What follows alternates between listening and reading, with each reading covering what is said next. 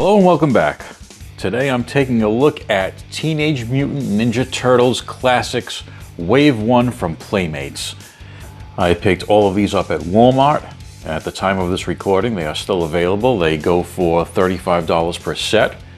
They are available from other online retailers, but you're going to pay a steep markup if you buy them from any of the e-tailers. They're selling for about $50 per set at places like Big Bad Toy Store. So if you have any interest in these figures whatsoever, try to get them at Walmart. First set is Leonardo versus Rocksteady, Michelangelo versus Bebop, Donatello versus Shredder, and Raphael versus Triceraton. The back of all four boxes is the same, with the same graphic and write-up. Turtles on one side referred to as the shells with a little write-up, and on the other side we have the villains that are referred to as the rebels. I've never heard them referred to as the rebels before in the Turtles franchise. I don't know if that's something new or something I just missed. But let us commence with getting these guys open. Inside the blister, these guys are held down with a lot of zip ties. So you're going to need a pair of sharp scissors to get these guys loose. There is a lot of zip ties in here. I hate that. I much prefer those nylon ties that Hasbro's been using these days. But in the back of the blister in the packages, you will find figure stands for each figure, looking like manhole covers appropriately. Out of the package, Leonardo seems a little bit bow-legged.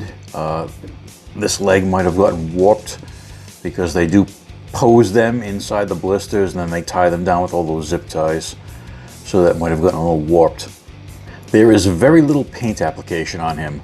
Just the eyes, teeth, the belt initial, the blue sash back here, and then the handles on the swords.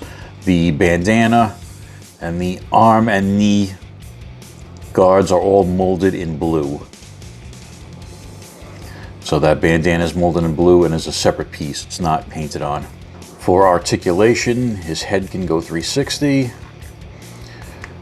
Shoulders can go up and down and do a 360. There is a bicep cut that goes 360, double jointed elbows, and all the fingers are individually articulated. Now I did have to apply heat to get these to move, and that's the only part of this I had to heat up to get to move.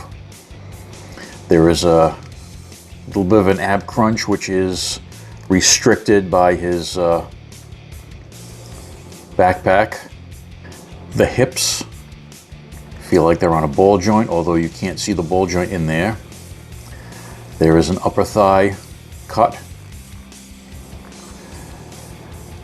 The knees double jointed.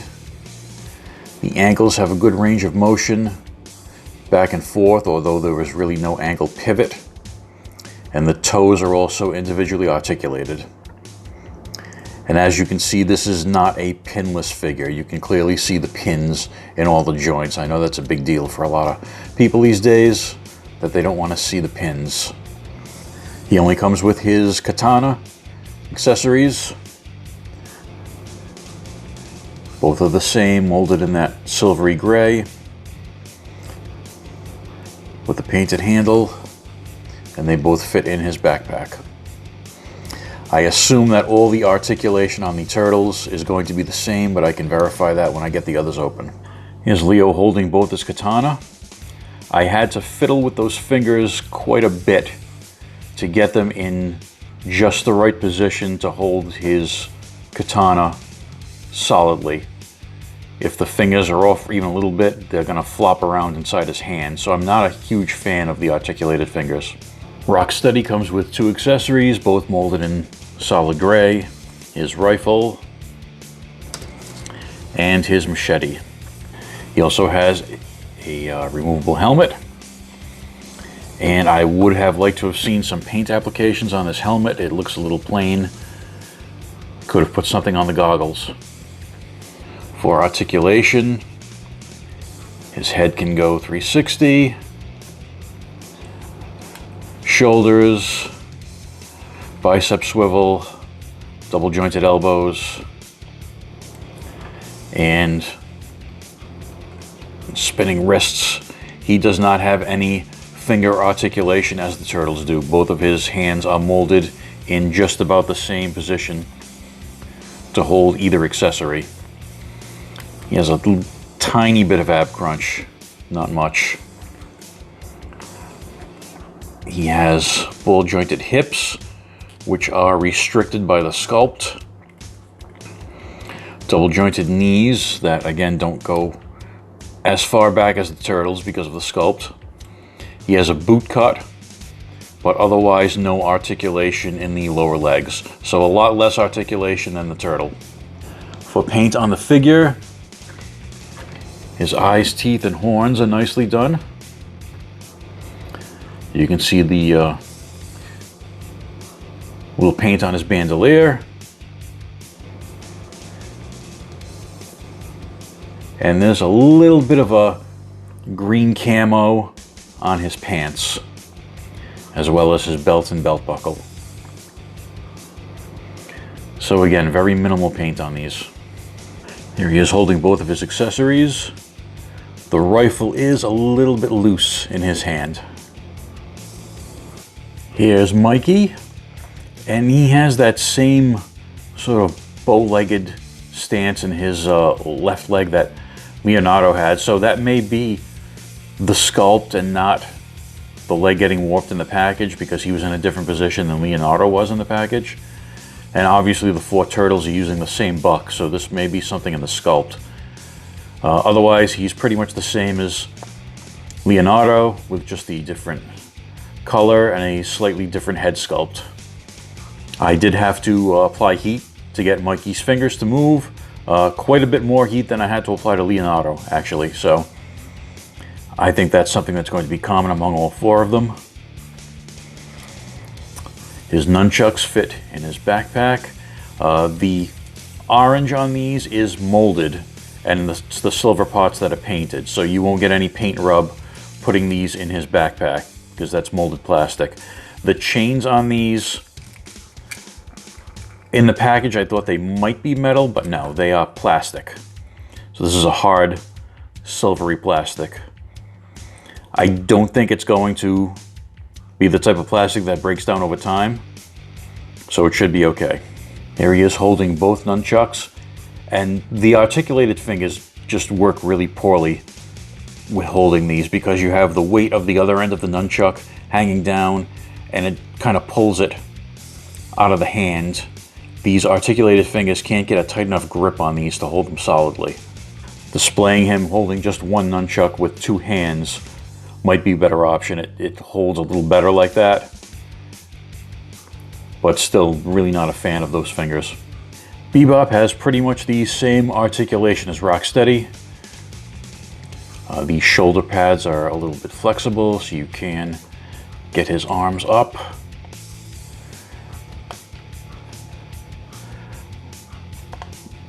But the sculpt on the lower body is very frustrating, because it hinders a lot of the articulation. The way the pants are sculpted, you can only get his hips to move so far. With the double jointed knees, they only come up a little bit because of this giant calf. And then again, he has no ankle articulation besides this cut where the sneakers are. So he's very restricted in the poses you can get him in.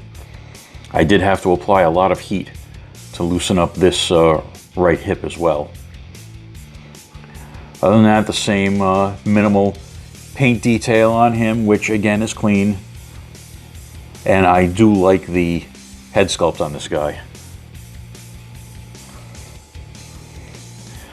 Comes with just the one weapon, molded in black. Here's Donnie. Same buck as the others. The fingers on this one weren't too bad. I only had to heat up one finger on this hand to get it to move. The other ones moved pretty freely. I'm still seeing this kind of bow-leggedness in this left leg, so I think we can safely say now that this is the sculpt or the mold. It's not anything that was caused by the packaging, because they're all the same. He comes with one bow staff that slides into his backpack. The bow staff is molded in this white, and the brown ends are painted. So whoever designed these turtles took into account the possibility of paint rub on the weapons in the backpacks, and they made sure that the parts of the weapons that were stored inside this flexible rubber were all molded in that color and not painted to prevent any paint rub. And here's Donnie holding the bow staff. Shredder. So the only paint I can see on this figure are his eyes and eyebrows. His face mask is painted, but it matches the molded parts pretty well. And then the blades on his hands are painted. Everything else is molded. So he has 360 head. Arms can come up with no problem because those shoulder pads, as you can see, are really high, and that is kind of distracting how high up they sit off his actual shoulders. He has no bicep swivel. Does have the double jointed elbows. Wrists can go all around. A little bit of an ab crunch. This would have been the perfect figure to put in a waist swivel, and they didn't do it. He has no waist articulation. How easy would that have been just to put a cut there? Hips, same as all the others. Double jointed knees, and again, ankles go back and forth, but no ankle rocker. This cape is pretty solid. This is not at all flexible. Here's his figure stand, which is not a manhole cover. He's got his own special stand, and he comes with 4 weapons. This katana, which I believe is the same sculpt as Leo's, and he also has 3 of the classic ninja weapons that came on the sprues of the original Playmates figures. No articulated fingers with Shredder. He just has one open hand. Unfortunately, the other hand is a closed fist. So he comes with 4 weapons, but he can only wield one at a time. So that's a little disappointing. They could have made that an open hand as well to give him an extra weapon to hold. Here's Raphael. I did have to use heat again to loosen up those fingers. The plastic on Raph feels a little different than the other 3. It feels a little bit softer. So these joints aren't quite as tight as they are on the others. He doesn't feel quite like a knockoff, but he doesn't feel as solid as the other 3. I'm not sure why. Maybe a different type of plastic was used. Like with Leo, you have to get his fingers just right in order to get a good grip on his sai. And this is the first time I've seen some sloppy paint applications on one of these. On the handle on one of his sai, there's some of the red came off on the gray. I mean, Raph's the violent one, so you can say that's dried blood, I guess. But that's the first glaring issue I've seen with paint on these. I really like the Triceraton. He's got a nice sculpt. He's got some nice paint applications on his face with the blue. I like the details on his uniform. He's got this sort of little control thing on his back there. This tail did come separately in the package, but it was no issue to pop on. His articulation is similar to Bebop and Rocksteady, although he does have some proper ankles. And he also has a unique figure stand, not a manhole cover. Here are the classic Turtles compared to the reissues of the original Playmates Turtles of the 80s. And I didn't do a video on these reissue Turtles, but I wouldn't recommend them. The weapons on these guys are really thin, cheap plastic. Here's a size comparison lineup with Leo and Shredder compared to NECA Flash Gordon, Valaverse Action Force Scarab, Star Wars Black Series Mandalorian, and Motu Origins Lords of Power Merman. When these were revealed, I saw a lot of complaints online from different people that said they looked cheap, they looked like dollar store toys, a lot of different complaints. Are they worth it? To me, for the price I paid, yes. Less than $20 per figure.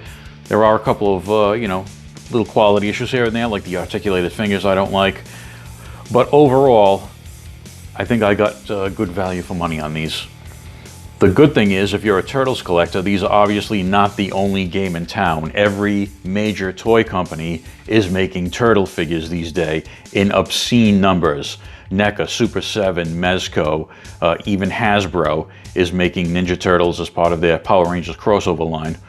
So there are plenty of options for Turtles out there, depending on how much you want to pay and depending on what you're looking for.